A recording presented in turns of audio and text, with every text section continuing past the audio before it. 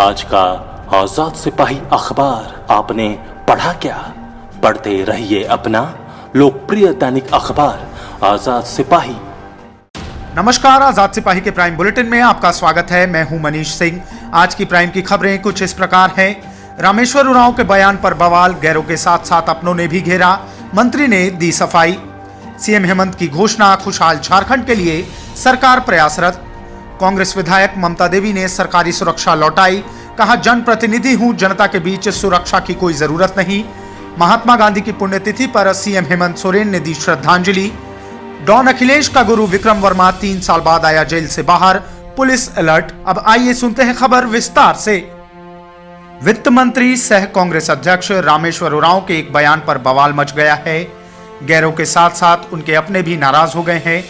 दरअसल शुक्रवार को एक कार्यक्रम में बिहारियों और मारवाड़ियों के बसने से आदिवासियों का शोषण होने की बात डॉक्टर रामेश्वर उरांव ने कह दी थी। रांची में बिहारियों के कब्जे से संबंधित बयान का विरोध करते हुए कांग्रेस विधायक दीपिका पांडे सिंह ने ट्विटर पर लिखा कि यह किसी एक व्यक्ति विशेष की सोच हो सकती है, कांग्रेस की नहीं। भारतीय इतिहास की सबसे पुरानी पार्टी कांग्रेस आज भी जोड़ने में विश्वास रखती है, तोड़ने में नहीं। विधायक ने इस ट्वीट को राहुल गांधी, प्रियंका गांधी और आरपीएन सिंह के साथ साझा किया है। उधर अंतर्राष्ट्रीय वैश्य महासम्मेलन के प्रदेश सचिव संजय पोद्दार ने रामेश्वर उरांव के बयान की निंदा की है। कहा कि यह बहुत दुर्भाग्यपूर्ण है, इसकी जितनी भी निंदा की जाए वह कम है। रामेश्वर उरांव समाज को बांटना चाहते हैं। मारवाड़ी और बिहारियों की समाज निर्माण में अहम भूमिका रही है। मारवाड़ी समाज और बिहारी सबसे पहले भारतीय हैं। उन्होंने सवाल उठाते हुए कहा कि रामेश्वर उरांव ईसाई पर क्यों नहीं बोलते, जो हमारे भोले भाले आदिवासी भाइयों को बरगलाकर उनका धर्म परिवर्तन करा रहे हैं। मंत्री घुसपैठ पर क्यों नहीं बोलते, उन्हें झारखंड से बाहर करने पर सोचना चाहिए, जो यहाँ के लोगों का हक मार रहे हैं। क्या बिहारी या मारवाड़ी समाज ने मंत्री को वोट नहीं दिया? बहरहाल शनिवार को हाई तौबा मचने के बाद मंत्री रामेश्वर उरांव ने अपने बयान पर सफाई दी। कहा कि उनका किसी से विद्वेष नहीं है, लेकिन राजनीति में होने का मतलब यह नहीं है कि झूठ कहा जाए। उन्होंने सिर्फ सच्चाई कही है। कहा कि रांची शहर में आदिवासियों की संख्या आज कम हो गई है। मुख्यमंत्री हेमंत सोरेन ने कहा है कि सरकार जिस तरह सरकारी कर्मियों को वर्दी भत्ता देती है, उसी तरह टाना भगत समुदाय के लोगों को सरकार वर्ष में एक बार वस्त्र के लिए 2000 रुपए देगी। जिस अनुशासन से टाना भगत रहते हैं, उसी प्रकार इस भवन को भी रखना है। मुख्यमंत्री ने ये बातें शनिवार को रांची के बनोहरा में बने टाना भगत अतिथि गृह के उद्घाटन समारोह में कही। इस दौरान मुख्यमंत्री ने महात्मा गांधी एवं जतरा टाना भगत की आदमकद प्रतिमा का अनावरण भी किया। उन्होंने कहा कि 20 वर्ष के बाद ऐसी सरकार बनी है जो यहाँ के लोगों के सुख दुख से वाकिफ है। सरकार इस चिंता में लगी रहती है कि कैसे राज्यवासियों को अच्छी और खुशहाल जिंदगी मिले। आने वाले दिनों में राज्य में बेहतर परिवर्तन आएगा। झारखंड का इतिहास किसी से छिपा नहीं है। हमारे पूर्वजों ने संघर्ष किया, पीड़ा झेली। अब जब जिम्मेदारी कंधों पर आई है तो संघर्ष का मतलब समझ में आया है। मुख्यमंत्री ने कहा कि लोगों की बात सरकार तक आनी चाहिए। सरकार ने अभी चलना शुरू किया है। 1 साल तो कोरोना में ही गुजर गया, अब काम करने का समय आया है। बता दें कि राजस्व, निबंधन एवं भूमि सुधार विभाग द्वारा बनोहरा में अतिथि गृह का निर्माण करीब 2 करोड़ 73 लाख रुपए की लागत से किया गया है।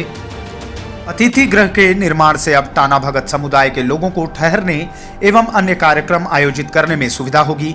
इस अवसर पर स्वास्थ्य मंत्री बन्ना गुप्ता, अपर मुख्य सचिव एल खिंग्याते, विधायक बंधु तिर्की, पूर्व विधायक गंगा टाना भगत, उपायुक्त छवि रंजन, वरीय आरक्षी अधीक्षक सुरेंद्र झा एवं टाना भगत समुदाय के अन्य लोग उपस्थित थे।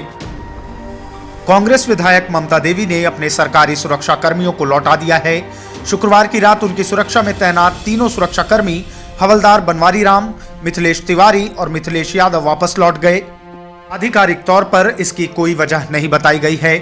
विधायक ने इस बाबत पूछे जाने पर कहा है कि उन्होंने स्वेच्छा से सुरक्षा लौटाई है, उन्हें इसकी जरूरत नहीं है। बता दें कि हाल ही के दिनों में कुछ सार्वजनिक कार्यक्रमों के दौरान विधायक का निजी प्रबंधन देखने वाले कर्मियों ने जिला पुलिस से एस्कॉर्ट पार्टी उपलब्ध कराने का आग्रह किया था। बताया जा रहा है कि जिला पुलिस प्रशासन की ओर से अतिरिक्त सुरक्षा बल नहीं मिलने से विधायक और उनके समर्थकों में कहीं न कहीं नाराजगी है। ममता देवी ने कहा है कि किसी से कोई नाराजगी नहीं है। मैं एक जनप्रतिनिधि हूं, जनता के बीच रहती हूं और उनके बीच जाने के लिए मुझे किसी सुरक्षा की जरूरत नहीं है। जनता के बीच से आई हूं और उन्हीं पर सबसे ज्यादा भरोसा है। महात्मा गांधी की पुण्यतिथि पर झारखंड में राष्ट्रपिता को याद किया गया। जगह जगह श्रद्धांजलि सभा का आयोजन किया गया। लोग बापू की प्रतिमा पर फूल माला अर्पित कर उन्हें नमन कर रहे थे। मुख्यमंत्री हेमंत सोरेन ने भी महात्मा गांधी को याद किया।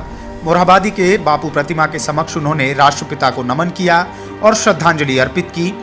मुख्यमंत्री के साथ राज्यपाल द्रौपदी मुर्मू ने भी बापू को श्रद्धांजलि अर्पित की। मोरहाबादी में बापू के अनुयायी टाना भगत भी पहुंचे थे। टाना भगत को महात्मा गांधी का वंशज कहा जाता है। टाना भगत आज भी सत्य और अहिंसा का पालन करते हैं। इस दौरान सीएम ने टाना भगतों से भी बातचीत की। डॉन अखिलेश सिंह का गुरु विक्रम शर्मा जमानत मिलने के बाद रांची के हुटवार जेल से रिहा हो गया। दुमका जेल में बंद गैंगस्टर अखिलेश सिंह का विक्रम शर्मा आपराधिक गुरु रहा है और मूल रूप से उत्तराखंड के देहरादून इलाके का निवासी है। उसकी रिहाई के बाद जमशेदपुर पुलिस सतर्क हो गई है। 3 साल तक जेल में रहने के बाद झारखंड हाई कोर्ट से उसे इस शर्त पर जमानत प्रदान की गई है कि वह जमशेदपुर के न्यायालय में चल रहे मामले में शारीरिक रूप से उपस्थित होगा। साथ ही मानगो के एमजीएम थाने में हाजिरी लगानी होगी। एमजीएम थाना अंतर्गत आशियाना में उसका फ्लैट है। 10 साल की लंबी फरारी के बाद उसकी गिरफ्तारी जमशेदपुर पुलिस ने 15 अप्रैल 2017 को उत्तराखंड के देहरादून के एक फ्लैट से की थी। उसके खिलाफ जमशेदपुर में कई आपराधिक मामले दर्ज हैं, जिनमें पुलिस को उसकी तलाश थी। आज के प्राइम में बस इतना ही। आगे की न्यूज अपडेट्स जानने के लिए देखते रहिए आजाद सिपाही।